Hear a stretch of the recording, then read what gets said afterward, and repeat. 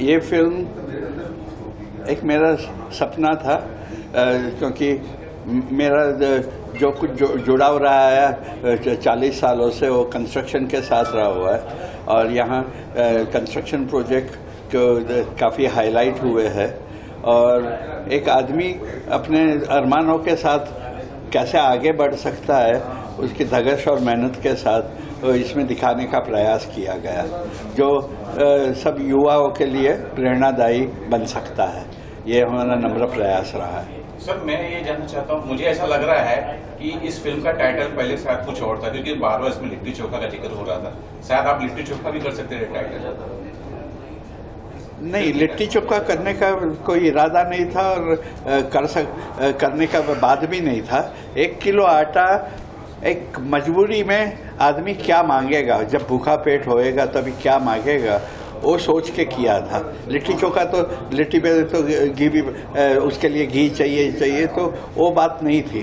एक गरीब आदमी को खाने के लिए जो बेसिक खाना चाहिए उसकी बात थी ये। जी, आपके साथ जो डब्लू जवान बैठे हुए उनके बारे में कुछ बताइए। इसने पहले मेरे साथ बिछिया में भी काम किया और दूसरी 1-2 फिल्म में काम का देखा। उसके बाद मुझे लगा कि ये बराबर ये रोल के लिए फिट बैठेगा। कईयों का कहना था नया चेहरा है, तो मैंने बोला नया होगा वही पुराना होएगा, पुराना और पुराना हो जाता है। बताइए कुछ, सबसे पहले इस फिल्म के बारे में बताइए। ये फिल्म एक युवक की ऐसी कहानी है जो कि किसी के अंदर रह के और नौकरी या नौकर नहीं बनना चाहता। वो आत्मनिर्भर बनना चाहता है, चाहे छोटा काम हो।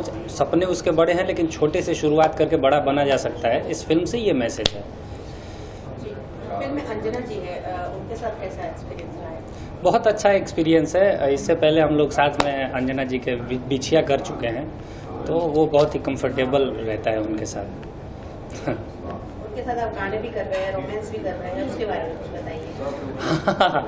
ये थोड़ा सा चैलेंजिंग था, क्योंकि बिछिया फिल्म में हम लोगों ने भाई बहन का किरदार किया था साथ में अंजना जी के साथ, तो था थोड़ा सा अलग लगा, लेकिन बहुत ही अच्छा है। एक्चुअली क्या होता है कि 2 आर्टिस्टों में मतलब अंडरस्टैंडिंग होती है तो चीज़ें आसान हो जाती है, तो बहुत अच्छा रहा। दीपक सर आपको मौका दे रहे हैं, उनके बारे में क्या? मैं हमेशा कहता रहता हूँ, जो भी पूछता है, जैसा कि आपने पूछा कि दीपक सर क्या है कि मुझे मौका दिए, लेकिन इंडस्ट्री में हर उस आदमी को मौका देना चाहते हैं या दे भी चुके हैं जिनमें पोटेंशियल इनको दिखता है कि नहीं ये कर सकता है।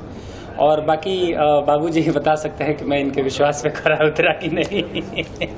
बॉक्स ऑफिस बताएगी वो। काम अच्छा किया तुमने। हाँ। बिल्कुल बाबूजी। कब तक रिलीजिंग की प्लानिंग है Deepak sir? Probably in next 2 months, 2 महीने में, अगले 2 महीने में कर देंगे। अंजना जी आज यहाँ उपस्थित नहीं है, क्या वजह है? उनकी फिल्म का ट्रेलर लॉन्च है। नहीं, लखनऊ में है। उसकी माँ की तबीयत खराब थी और गई है बहुत टाइम के बाद। सीरियल में यहाँ जुड़ी हुई थी, उस वहाँ से ब्रेक मिला और माँ की तबीयत खराब है करके गई है। तो बोलता तो आ भी जाता 1 दिन के लिए, वो आ जाती, मगर मैंने सोचा कि नहीं, माँ और बेटी के साथ रह लेने दो। बिछिया के बारे में जानना चाहूँगी। जैसे बिछिया और बाकी पोस्टर्स मुझे दिख रहे हैं, रितेश पांडे जी के का गाने का पोस्टर दिख रहा है, उसके बारे में कुछ बताइए। ये पिछले 8 सालों में मैंने कई फिल्में बनाई है और कई अलग अलग हीरो को लेके बनाई है। तो ये पोस्टर इसलिए बना के रखा है कि याद आता रहे कि क्या क्या मेरी जर्नी कैसी रही है फिल्म लाइन में। और इतना कर चुके हैं और इतना करना है। देखो, ऊपर वाले ने चाहा तो इससे भी ज्यादा करेंगे। हाँ। अपकमिंग प्रोजेक्ट्स क्या क्या है, किस पे काम कर रहे हैं, क्या क्या शूट पे जाने वाली है फिल्म, कुछ बताइए। फिलहाल नहीं सोचा है अभी, सोचेंगे अभी। ये जरा 5 फिल्म पोस्ट प्रोडक्शन में है, उसका जरा आगे बढ़ जाए, उसके बाद प्लानिंग करेंगे। अभी जो फिल्म शूट हो चुकी है उसके ऊपर ही काम चल रहा है। Thank you sir. Dev sir, आपका फिल्म का ट्रेलर देखा हमने, काफी सूट बूट में दिख रहे हैं आप, ये बताइए। बिल्कुल, और सूट बूट में इसलिए दिख रहा हूँ कि कंपनी का मालिक हूँ और जिस हिसाब का कैरेक्टर है उस हिसाब के गेटअप है, उस हिसाब के कपड़े हैं, तो सूट बूट में पहनकर सूट बूट के हिसाब की अपनी सब जितना हो सकता है सूट बूट की इज्जत रखने के लिए हम उस कैरेक्टर में ढलने की कोशिश की है। तो थोड़ी इंग्लिश भी ज़्यादा बोली इस फिल्म में, और बाकी का तो धीरू सर बताएंगे कि उस सूट बूट में मैं कितना अच्छा लगा हूँ, कितना अच्छा नहीं लगा हूँ, ये बताएंगे। बताइए धीरू सर। अरे बहुत अच्छा लगा। मेरे तो पसंदीदा एक्टर है। मैंने एक फिल्म किया था इनके साथ वचन, हम लोग वचन किए थे और पहली बार फिल्म हम लोग वचन कर रहे थे, तभी एक सीन था, बड़ा कमाल सीन, उसमें उन्होंने इम्प्रोवाइज़ करके 6 मिनट का 1 शॉट इन्होंने किया। पहली बार हम लोग तब कर रहे थे, तभी मुझे बड़ा पसंद आया था और फिर दूसरी बार काम करने का मौका मिला। बहुत अच्छा फिल्म बनी है और बहुत अच्छा इन्होंने किया भी है। कुछ बताइए 1 किलो आटा के बारे में जानना चाहूँगी आपके शब्दों में। देखिए, सबसे पहले 1 किलो आटा एक लड़के की जर्नी है कि कैसे 1 किलो आटा से वो स्टार बनता है या बड़े बिजनेसमैन बनता है। वो एक जर्नी है, संघर्ष की कहानी है। पहले ड्रीम देखता है तो लगता नहीं, सपने देखने से नहीं होता, इसको हकीकत का रूप देना होगा। तो कैसे 1 किलो आटा से बड़ा बिजनेसमैन बनता है, यही स्टोरी है। एक इंस्पायरिंग स्टोरी है, इससे लोग यूथ इंस्पायर्ड होंगे। देव सर, आपसे जानना चाहूँगी, कुछ बताइए अपने शब्दों में इस फिल्म के बारे में। बेसिकली 1 किलो आटा, मैं इतना ही कहूँगा कि जब धीरू जी का फ़ोन आया था मेरे पास कि मैं एक फिल्म कर रहा हूँ, तो मैंने पूछा सर नाम क्या फिल्म, उन्होंने कहा 1 किलो आटा। मैंने पूछा ही नहीं क्या कैरेक्टर है। टाइटल ही इतना यूनिक था, इतना प्यारा यूनिक। अगर भोजपुरी हम कर रहे तो हम सबको लगता है कि क्या अलग कर सकते, तो मैं अपनी बात कर रहा हूँ कि मैं एक ऐसा एक्टर हूँ, मैं चाहता हूँ कि बिल्कुल अलग कहानियों पर काम करूँ। तो जब इन्होंने 1 किलो आटा बोला तो मुझे लगा कुछ तो अलग है, तो मैंने इनको हाँ बोला। फिर मैंने कहा सर मैं सीरियल कर रहा हूँ लेकिन डेट का बोले आप मैं करेंगे, हम लोग मैनेज कर लेंगे, और हुआ ऐसे ही। इन्होंने बहुत कॉपरेट किया। मैं यहाँ शूटिंग करता था, फिर जाकर सीरियल की शूटिंग करता था। पर 1 किलो आटा की फिर जब मैंने सर से कहानी पूछी तो बोले कि देखिए ये ऐसी कहानी है कि आधी बता दूं कि आधी फिल्म सपने में है और आधी फिल्म बाद हकीकत है। मेरी जर्नी कहीं ना कहीं इस फिल्म को देख के लगता है, ट्रेलर जब मैंने स्क्रिप्ट पढ़ी तो मुझे भी लगता था कि कहीं ना कहीं जर्नी उस हर वो शख्स के लिए जो एक सपना, एक ख्वाब लेकर शहर आता है कुछ बड़ा करने के लिए। तो जब आप देखेंगी तो इसमें शांत ने जो किरदार किया है वो बिल्कुल बताता है कि हर आदमी को सपना देखने का हक है, और जब तक सपने आप देखेंगे नहीं तब तक आप कुछ बड़ा कर ही नहीं पाएंगे। तो वो सपना देखता है, पर उसका सपना टूटता, फिर वो रियल में बहुत मेहनत करता है, कोशिश करता है। क्योंकि मेरा एक मानना था कि जब मैं बहुत पहले जब मैंने सोचा कि मुझे एक्टर बनना है तो लोगों ने काफ़ी मजाक उड़ाया था। तो मुझे बहुत मेरे करीबी जिनसे मैं पढ़ता था उन्होंने एक बात बोली थी जो मेरे जहन में अटक गई थी कि अगर हम ताजमहल का सपना देखेंगे तब जाके एक झोपड़ी खड़ा कर सकते हैं, तब एक घर खड़ा कर सकते हैं। तो ये मेरे जहन में बैठ गया था कि इतनी बड़ी बात इन्होंने बोली और मैं आज तक नहीं भूला। वो लाइन लेकर मैं एक्टर बनने आया था। और हाँ, बाबूजी की थी वो 3 बातें थी कि बहुत मेरे बाबूजी ने मुझे बोला था कि ईमानदारी से जहाँ भी जाना, जिस जगह जाना ईमानदार रहना, झूठ मत बोलना, देर आओगे दुरुस्त आओगे। तो देर आना और दुरुस्त आना, बहुत ज़्यादा कोशिश करना, छल कपट में मत रहना। तो मैंने वही कोशिश की है। तो इस फिल्म में भी एक लाइन, लास्ट में लाइन आता है कि जब मैं बोलता हूँ शांति की जो ज़िद्दी और जुनूनी होते हैं उस दिन कामयाब होते ही होते हैं। तो ये है, मैं यही कहूँगा कि एक अच्छी सब्जेक्ट पे कमाल से फिल्म बनी और धीरू जी ने बहुत अच्छी कास्टिंग भी की है, बहुत अच्छा डायरेक्शन किया है, बहुत अच्छा काम किया है और बहुत अच्छा काम करवा भी लिया है सबसे, हम लोगों से।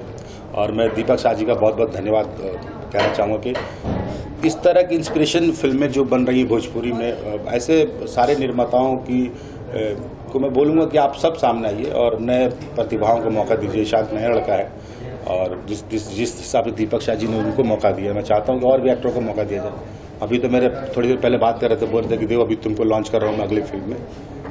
अच्छा, नहीं, हाँ बोल रहे थे, फिर बोले कि लॉन्च करने के लिए, लेकिन तुमको लॉन्च करने के लिए ज़्यादा पैसा खर्च करना पड़ेगा।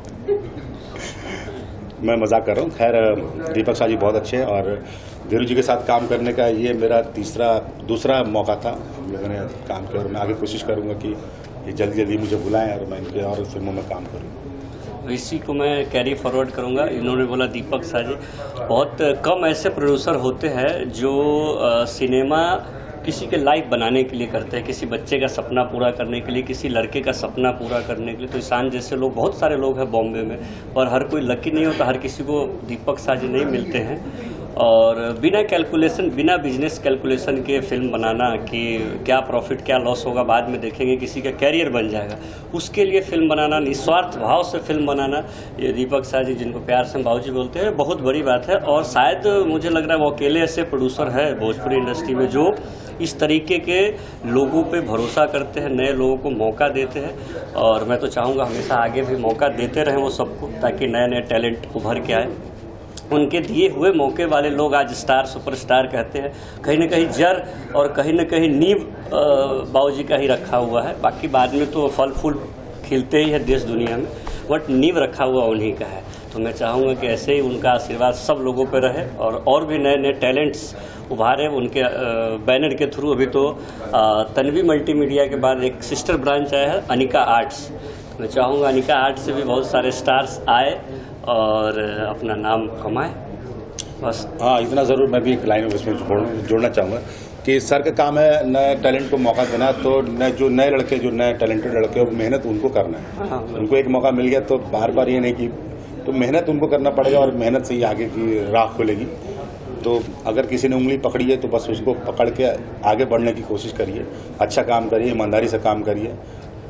किस्मत एक बार साथ देता है पर मेहनत आपको आगे लेके जाता है, तो ये बहुत ज़रूरी है। तो ये मैं नए लड़कों के लिए कहूँगा। थैंक यू, चला जाए। Thank you so much. मेरा सवाल है, जी जी, इतना भोजपुरी को देख रहा हूँ 2 साल से, प्रॉपर मैं विश्लेषण कर रहा हूँ, मैं देख रहा हूँ पिक्चरें बहुत अच्छी बन रही है, पिक्चरों में गाने अच्छे बन रहे हैं, उसके बाद भी भोजपुरी में विवाद कहाँ से आ जाता है, क्यों हो जाता है? हर महीने क्या कारण हो जाता है कि विवाद हो जा रहा है? देखिए, विवाद की बात मैं इतना जरूर कहूंगा कि विवाद सिनेमा को लेकर तो हो ही नहीं रहा है।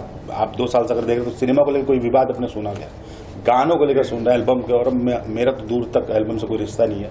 गाने आते हैं, हाँ, सोशल मीडिया पर देखता हूँ कि ये गाने आ रहे हैं इतने मिलियन हो गए, ये गाने आ रहे हैं इतने मिलियन हो गए। और मैं आपको बताऊं, अगर कई लोग बोलते हैं कि अश्लीलता, लेकिन मैं बोलूं, मैंने एक दिन बहुत सोचा तो मैंने देखा कि 2-3 गाने ऐसे जिसमें अश्लीलता थी नहीं, और वो गाने ब्लॉकबस्टर है। एक खेसारी जी का गाना था ठीक है, उसमें कुछ भी अश्लील नहीं था, वो गाना बहुत बड़ा हिट था। रितेश जी का गाना था हेलो कौन, कुछ ऐसा गाना था, लगा वाली लिपस्टिक। इसमें मेरे को लगता है कि सब गाने बहुत अच्छे हैं, फिर क्यों अश्लीलता की तरफ जाने का? अच्छे लोग भी, हम देखिए जनरेशन के हिसाब से चेंज होना होता है और लोग पसंद कर रहे हैं।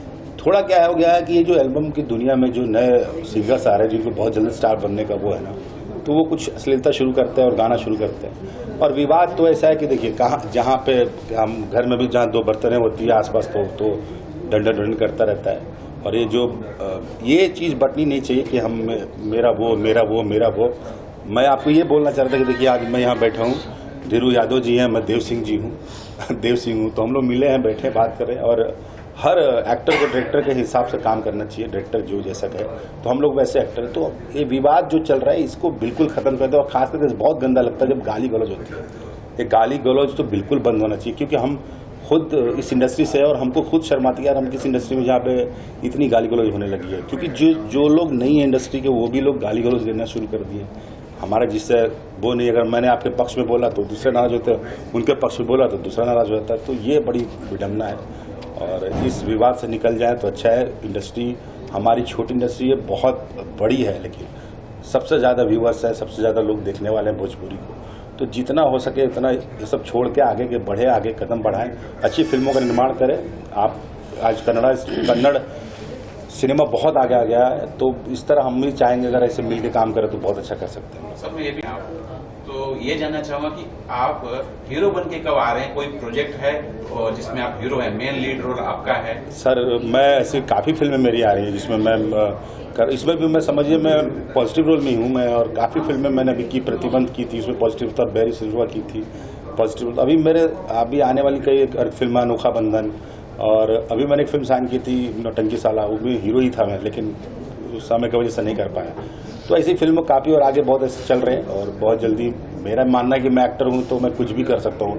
हीरो वाला कोई टैग लेके नहीं घूमना मुझे अभिनेता का टैग लेके घूमना है। और एक बात और मैं बोलूँगा, मैं खुद को बहुत बड़ा अभिनेता भी नहीं समझता और ना ही सफल अभिनेता समझता हूँ, क्योंकि अभी मैं खुद को ही नहीं सेटिस्फाई कर पा रहा हूँ अपने अभिनय से। तो मैं ये नहीं बोलूँगा, क्योंकि हमारे यहाँ पर ऐसा है कि आप अच्छे नहीं हैं, आप बहुत अच्छे हैं, ये सब लोग ऐसे ही बोलते रहते हैं कि आप अच्छा बोल रहे हैं, दूसरा बोलेगा नहीं अच्छा नहीं है। तो ये सब चीज़ें चलती रहेंगी इंडस्ट्री में।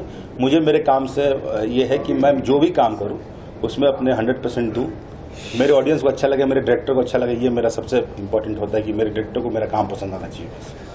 धीरू सर से जानना चाहूँगा, अभी आने वाली है, दीपक किराना भंडार आने वाला है, पेपर बॉय आने वाला है, ये सब फिल्में अभी आने, कुदरत आएगी, लालटेन आने वाला है, ये सब अभी आने वाला है, सब बन के रेडी है, धीरे धीरे सब फिल्में आ रही हैं। और इनके फिल्मों के टाइटल देखिए, सब डिफरेंट है, सब यूनिक है। दीपक किराना स्टोर सोच नहीं सकता, कोई पेपर बॉय कोई सोच नहीं सकता, तो अच्छा है। मुझे ऐसे लग रहा है कि 1 किलो आटा जिस तरह इन्होंने सोचा, आगे भी ऐसे कुछ अच्छे सब्जेक्ट सोच चला रही जाए। है। धन्यवाद।